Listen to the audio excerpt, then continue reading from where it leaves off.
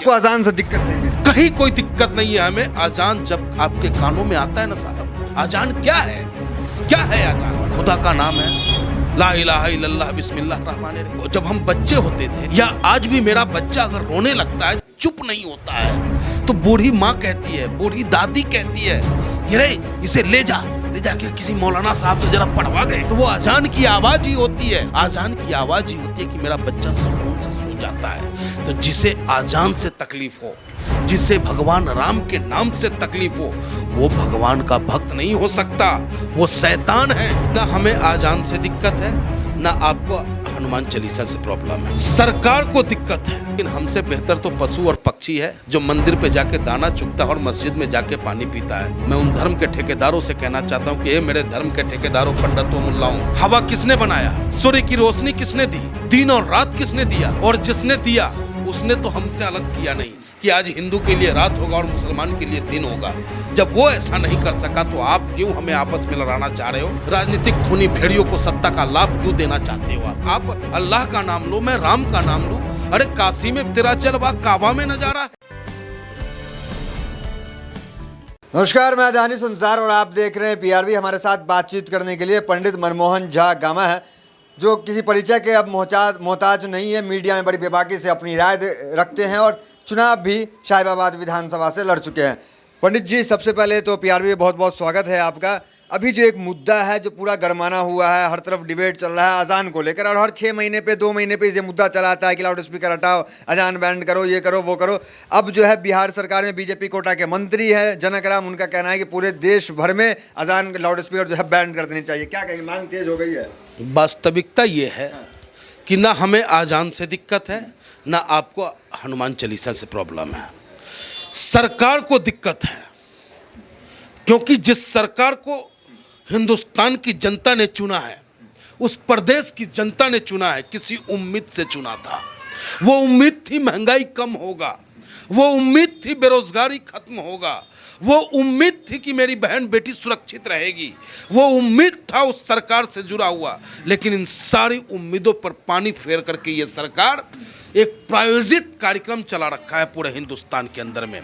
सोची समझी रणनीति है कि जनता सरकार की तरफ उंगली न उठा पाए, जनता सरकार से अपने हक की बात न कर पाए, वो हिंदू और मुस्लिम में उलझ। आपको अजान से दिक्कत है कि नहीं?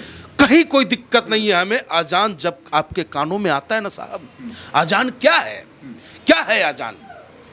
खुदा का नाम है, ला इलाहा इल्लल्लाह बिस्मिल्लाह रहमानिर रहीम। अरे उस नाम को जब हम बच्चे होते थे, या आज भी मेरा बच्चा अगर रोने लगता है, चुप नहीं होता है, तो बूढ़ी माँ कहती है, बूढ़ी दादी कहती है कि रे इसे ले जाके किसी मौलाना साहब से जरा पढ़वा दे। तो वो अजान की आवाज ही होती है, आजान की आवाज़ ही होती है कि मेरा बच्चा सुकून से सो जाता है। तो जिसे आजान से तकलीफ हो, जिसे भगवान राम के नाम से तकलीफ हो, वो भगवान का भक्त नहीं हो सकता, वो शैतान है। वो शैतान की उन्हें खलल पैदा पड़ता है। आपको नींद में तो दिक्कत नहीं होती? हर सोनू निगम जैसे सिंगर को नींद में दिक्कत हो रही है। वो पागल हो गया है, वो लोग पागल हो चुका है। वो हमारे देश को किस ओर ले जाना चाहता है, इस पे विचार करने की आवश्यकता है। आज मेरा देश कहाँ है, किस मुहाने पे खड़ा है? एक बारूद की तरह लोगों के अंदर गुब्बार भरा जा रहा है। लोगों को बार बार समझाया जा रहा है कि तुम मुसलमान हो, तुम मुसलमान हो, और तुम हिंदू हो, तुम हिंदू हो। अरे हमें ये समझाओ मेरे भाई कि मैं भारतीय हूँ, मैं हिंदुस्तानी हूँ। ये इस सोच के साथ जब हम चलेंगे तब जाके कहीं हमारा देश मजबूत और ताकतवर बनता है। मतलब जो माहौल बनाया जा रहा है कि हिंदुओं को दिक्कत है अजान से, इस तरह का मामला नहीं है। कुछ लोग कहीं कोई मामला नहीं है। ये चंद लोग, मुट्ठी भर लोग हैं जो इस माहौल को क्रिएट कर रहे हैं। वो भी वो लोग हैं जो सरकार द्वारा प्रायोजित है। अगर आज इस माहौल निगम तो ये है, आज अजी काहे का कलाकार है, जो कलाकार हमसे ही पैसा कमाता है, फिर हमारे समाज में ही जहर घोलने का काम करता है। सरकार ने, केजरीवाल जी ने गलत नहीं कहा था कि भारतीय जनता पार्टी को लोगों ने रोजगारी के नाम पर वोट दिया था, लेकिन ये पोस्टर चिपकाते फिर रहे हैं, ये फिल्मों का प्रचार करते चल रहे हैं। अरे कश्मीरी पंडितों को बसाओ, अगर उनसे आपको मोहब्बत है तो, लेकिन नहीं, आप उनके दर्द को और नमक छिड़कने का काम कर रहे हो। आप कश्मीरी पंडित से पूछ के आओ कि क्या उस फिल्म को देखने के बाद उन्हें सुकून महसूस हो रहा है या दर्द हो रहा है। बिल्कुल सही बात है, महंगाई नापने की कोई मशीन नहीं लगी, लेकिन कर्नाटक में जो है मशीन लग गई है कि कितना आवाज़ होना चाहिए अजान में, यहाँ से ज़्यादा होगा कार्रवाई हो जाएगा। देखिए उस मानक का अगर कोर्ट का आदेश है, कोर्ट ने कहा कि इस मानक में हो, तो मैं मंदिर और मस्जिद दोनों से कहूँगा कि आप दोनों इसका एहतराम करें। लेकिन हमसे बेहतर तो पशु और पक्षी है जो मंदिर पे जाके दाना चुगता है और मस्जिद में जाके पानी पीता है। मैं धर्म के ठेकेदारों से कहना चाहता हूँ, बिल्कुल नहीं होना चाहिए। मैं उन धर्म के ठेकेदारों से कहना चाहता हूँ कि ये मेरे धर्म के ठेकेदारों, पंडितों, मुल्लाओं, क्या हवा किसने बनाया? सूर्य की रोशनी किसने दी? दिन और रात किसने दिया? और जिसने दिया उसने तो हमसे अलग किया नहीं कि आज हिंदू के लिए रात होगा और मुसलमान के लिए दिन होगा।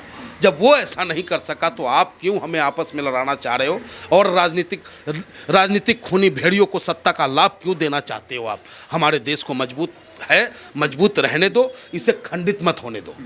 लेकिन बीजेपी के नेता क्यों बार बार इस तरह के बयान को बार बार देते हैं जिससे हिंदू मुस्लिम एकता बिगड़ जाती है? क्या मजबूरी रही होगी? धृतराष्ट्र की स्थिति में है, हमारे देश के प्रधानमंत्री धृतराष्ट्र की स्थिति में है। मैं उनसे अनुरोध करता हूं कि आप अपनी निंद्रा से जगें। जो कल तक आप मनमोहन सिंह को मौनी बाबा कहते थे, अब आपको किस बाबा के नाम से नवाजा जाए वो मैं नहीं शब्द इकट्ठा कर पा रहा हूं, लेकिन ये शब्द है आपके लिए कि आप धृतराष्ट्र की भूमिका में बैठे हो, भीष्म पितामह की भूमिका में बैठे हो। आज आपके शासन में मेरी बहन बेटी का चीरहरण हो रहा है। आपकी शासन में हमारे लोग अपने लोगों को मारने को आतुर हो रहे हैं। आप अपने निंद्रा से उठें और अपनी ताकत का एहसास कराएं और पूरे प्रदेश और देश में शांति व्यवस्था कायम हो, ऐसा आप कुछ करें। रामनवमी की तस्वीर आ रही थी कि जहाँ पे मस्जिदों में भगवा लगाना, इस तरह कैसे देखते हैं पूरे मामलों को? कई जगह कई प्रदेशों से इस तरह की बहुत दर्द होता है। आप बुलडोजर चला रहे हो, चलाओ, बुलडोजर का विरोध हम नहीं करते, लेकिन क्या आग सिर्फ एक तरफा होता है? तालियां एक तरफ से बजती है? मैं मामा से पूछना चाहता हूँ, शिवराज मामा से, जो कंस मामा बने बैठे हैं, उनका बुलडोजर जो धाए धाए चल रहा है, जो उनका पुलिस का डंडा एक बूढ़ी माँ को भी बजाने पे आतुर है और 17 साल और 16 साल के बच्चों पे बेहिसाब तरीके से लाठी बजाया जा रहा है, लेकिन क्या उसे भी उन्होंने पकड़ा है जो मस्जिद के ऊपर जाकर के झंडा लहराने का काम किया? अगर न वो झंडा लहराता न ये माहौल क्रिएट होता, ना आप राजस्थान में वो गाना बजवाते कि अब तो टोपी वाला भी सर झुका के जय श्री राम बोलेगा। क्या आवश्यकता है इस तरीके के माहौल क्रिएट करने की? आखिर आप कहीं ना कहीं राजनीतिक लाभ प्राप्त करना चाहते हो, और राजनीति ही सब कुछ नहीं है। देश मेरा है तो राजनीति होता रहेगा। दावत तो आप भी अफ्तार की देते हैं, तमाम जगह जाते भी हैं, तो क्या मतलब मैसेज क्या देना चाह रहे हैं? आप खुद एक पंडित हैं, ब्राह्मण हैं। मैं अपने देश के लोगों से, अपने भाइयों से कहा था कि नमाज पढ़ना हो, नमाज वाले मुद्दे पे आपका बयान था कि मेरे घर आके पढ़ लो। बिल्कुल पढ़ सकते हैं और पढ़ाते हैं, पढ़ाते हैं। हमारे लोग जो आ जाते हैं, क्योंकि हम सच्चे, हमारे लोग सच्चे। जैसे ही नमाज का होकर आपको कोई आपत्ति नहीं? कोई आपत्ति नहीं है। अरे आप अल्लाह का नाम लो, मैं राम का नाम लूँ। अरे काशी में तेरा जलवा काबा में नजारा है। काशी में अगर जलवा है तो काबा में नजारा है। मेरा नेता आज काबा में बैठ करके, खुदा के घर में बैठ करके लोगों की सलामती की दुआ मांग रहा है। काबा में बैठ करके खुदा से कह रहा है कि मेरे खुदा, ए खुदा, मजलूमों की हिफाजत कर, ए खुदा, मेरे हिंदुस्तान के लोगों में 1 लाख मोहब्बत पैदा कर, ए खुदा, मेरे हिंदुस्तान को मजबूत कर। वो वहाँ बैठ के कह रहा है और हम यहाँ बैठ करके ये कामना अपने भगवान से कर रहे हैं।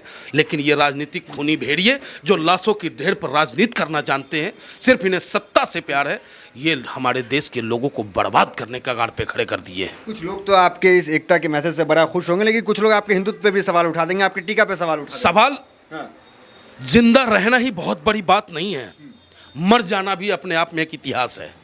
मैं सच के साथ रहूंगा। ये देश मेरा है, देश का जर्रा जर्रा मेरा है। अगर चोट आपको लगेगा तो भी दर्द मुझे होगा, चोट इन्हें लगेगा तो भी दर्द मुझे होगा, क्योंकि आप भारत माँ के संतान हो, हिंदुस्तान के बेटा हो, और किसी को भी तकलीफ हो रहा है तो वो दर्द मैं महसूस कर रहा हूँ। पंडित जी गुमराह तो नहीं हो गए हैं? गुमराह? हम सच्चे भारतीय हैं और सच्चे भारतीय अगर गुमराह हो जाता तो आज जिस आज़ाद हिंदुस्तान में ये लोग खूनी तांडव कर रहे हैं वो नहीं हो पाता अगर भगत सिंह उस तरीके से गुमराह हो गए नहीं हुए होते तो। अगर चंद्रशेखर आज़ाद नहीं गुमराह हुआ होता, अशफाक उल्लाह खां गुमराह नहीं हुआ होता तो आज आज़ादी की सांस हम लेकर के इस तरीके की लड़ाई नहीं लड़ रहे होते। तो हर घर से आपको चंद्रशेखर आज़ाद, भगत सिंह और अशफाक उल्लाह खां जैसे लोगों की आवश्यकता पड़ गई है। मैं पूछना चाहता हूं कि जब दुश्मनों का टैंक उड़ाना था तो मेरा वीर अब्दुल हमीद अपनी बहन को राखी की कीमत दिया था दुश्मनों का टैंक उड़ा करके। उस हिंदुस्तान के हम रहने वाले हैं, न कि हम आपसे नफरत के नाम पर कि आपका नाम जुवैद है तो मैं आपसे लड़ जाऊं और मेरा नाम मनमोहन है तो आप हमसे लड़ जाओ। नहीं, हम और आप एक होकर के गले मिलके चले तब जाकर के बेहतर और मजबूत हिंदुस्तान की हम कल्पना कर सकते हैं। आप एकता की बात कर रहे हैं, बड़ी अच्छी बात है, लेकिन प्रधानमंत्री मोदी भी सबका साथ सबका विकास जैसी बात करते हैं। हालांकि जो कुछ लोग हैं, चाहे बजरंग मुनि जैसे कहते हैं कि महिलाओं का, मुस्लिम महिलाओं का बलात्कार कर दो, फिर इन तमाम जैसे बयानबाजियों पर उस पर कार्रवाई नहीं होता जो कार्रवाई होनी चाहिए। ऐसे लोगों का मनोबल बढ़ता कैसे है? जब देश का प्रधानमंत्री ये कह दे कि मैं कपड़ा देख करके लोगों को पहचानता हूं तो वहां से उन्हें ताकत मिलता है। कपिल मुनि जैसे लोगों को जो भगवा धारण करके भगवा को बदनाम करने का काम कर रहे हैं, ये वही भगवाधारी है जो कहा जाता है। इस बजरंग मुनि नाम, इसका नाम भी बजरंग जो है गलत है, क्योंकि बजरंग नाम हनुमान जी का है जो आजीवन ब्रह्मचर्य रहे, जो आजीवन अपनी सेवा, अपने शरीर का एक एक कण जो है सेवा में लगाया भगवान श्री राम के लिए, और वो उसका नाम बजरंग, और बजरंग के मुंह से नारी के लिए ऐसा शब्दों का इस्तेमाल, उसकी जिह्वा में तो कीड़ा फर जाना चाहिए था। भगवान राम से मैं प्रार्थना करता हूं कि हे भगवान, आप के नाम को ये लोग बदनाम कर रहे हैं। आप तो इतनी सहिष्णु थे कि आप तो सुपर्णरेखा का भी नाक काटने पर अपने भाई का विरोध कर दिया था। आप तो समुद्र से भी रास्ता मांगने के लिए उनके आगे हाथ जोड़े खड़े थे। आप कितने सहिष्णु थे ये समझे आप भगवान राम को, और भगवान राम के नाम पर ये लोग आतंक फैलाने का काम कर रहे हैं। मेरा राम वैसा नहीं है जैसा ये लोग परोसने का काम कर रहे हैं। प्रतीत होता है कि आप जो है खड़े हैं पूरी तरीके से मुसलमानों के साथ, और अजान मुसलमानों के साथ नहीं, पूरे हिंदुस्तान के साथ। मेरा मुसलमान अजान से आपको आपत्ति? कोई आपत्ति नहीं, ना अजान से आपत्ति है, ना गुरुवाणी से आपत्ति है, ना बाइबल से आपत्ति है, ना गीता से हमें आपत्ति है। आपत्ति है उन आताताइयों से जो कोई भी किसी को भी अपने धर्म मनाने से रोकता हो तो वो राक्षस प्रवृत्ति का, और उन राक्षसों से हमें आपत्ति है, रहेगा, और उनसे आजीवन लड़ता रहूंगा। यही मनमोहन झा गामा है, यही इनका अंदाज है। बड़ी बेबाकी से अपनी बात को जो है रखते हैं, खुले तौर पे खुले दिल से पूरी बात की और तमाम सवालों का जवाब इन्होंने दे दिया। तो फिलहाल वीडियो में इतना ही, मिलता है अगले वीडियो से। बने हमारे साथ, बहुत बहुत धन्यवाद।